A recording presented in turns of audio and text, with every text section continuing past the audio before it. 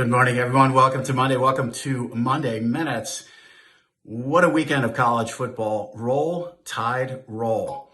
Markets in general are trading like Chair Powell has that pass, a dart, 40 yards out, right into the corner.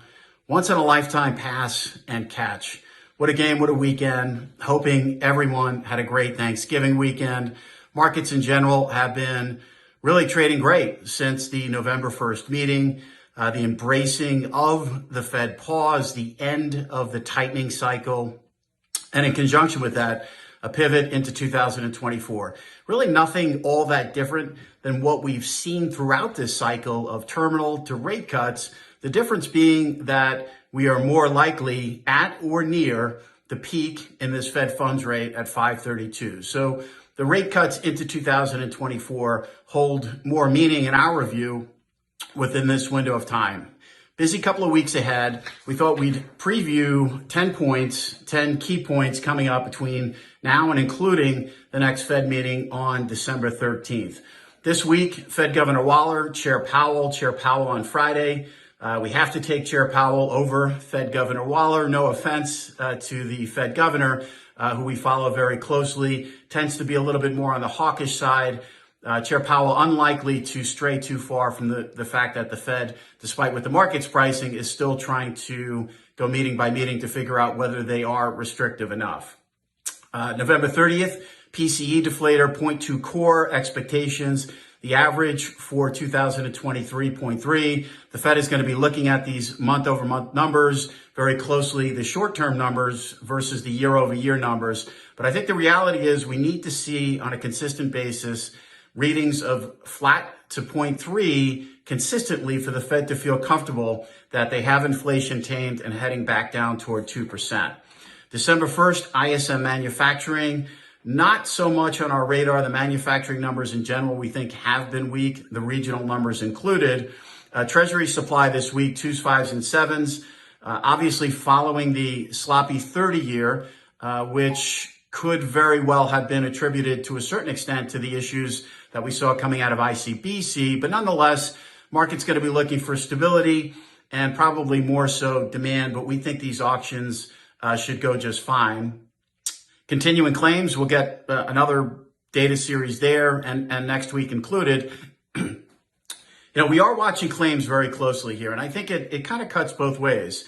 They have been ticking higher. Last week, we had a move lower. They are noisy, which I think most market participants know, but this can cut both ways. And if we do see claims continue to tick up into next year, the market's certainly going to run with that. But conversely, on a historical basis, continuing claims in and around 1.8 to 1.9 million, still very, very low historically, certainly not levels that would inspire the Fed to be cutting rates. Michigan, sentiment's been in the dumps since 2021. We talk about the change in the rate of inflation. We don't talk enough about the mark-to-market hit since 2021. Prices aren't coming down. They're just not going up as fast. And that's important. It's important for sentiment. We've seen that in the numbers, but more importantly with Michigan is the uptick in longer-term inflation expectations, 5 to 10 years, which are now well above 3%. The Fed cares about inflation expectations. JOLTS ISM services on December 5th. We'll take ISM services over JOLTS with that data series. Important next week, next Friday, the employment number. We have discrepancies between the household survey, which has been weakening, and the establishment survey. We're going with household over establishment, but that reconciliation process will be front and center, as will the employment market with sentiment in the dumps, but people still having jobs. The critical thing to look at here going forward is not only the decline in inflation, but now that relative to the employment picture as the balance of risks shift here heading into 2024, and the terminal rate now priced at 5.32. CPI the day before the Fed meeting, unlikely to change the outcome of the meeting, with the market expecting on 12/13 for the Fed to be on hold here. The data short term certainly has supported the posture coming out of the Fed, with the Fed pausing here, not taking another rate hike off the table. Fed speak will be a policy tool here going forward for sure. Having said that, we personally don't question the Fed's resolve to do more if they need to do more. And we're not saying they will do more. What we are saying is we're not questioning their resolve to potentially do more if they need to.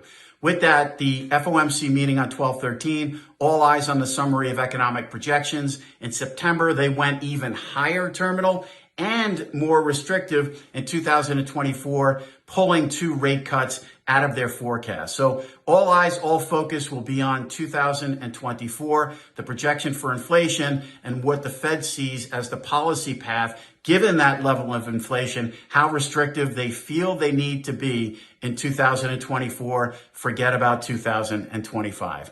Wishing everyone a great week ahead. I'm Greg Faranello. I'm head of U.S. rates for AmeriVet Securities.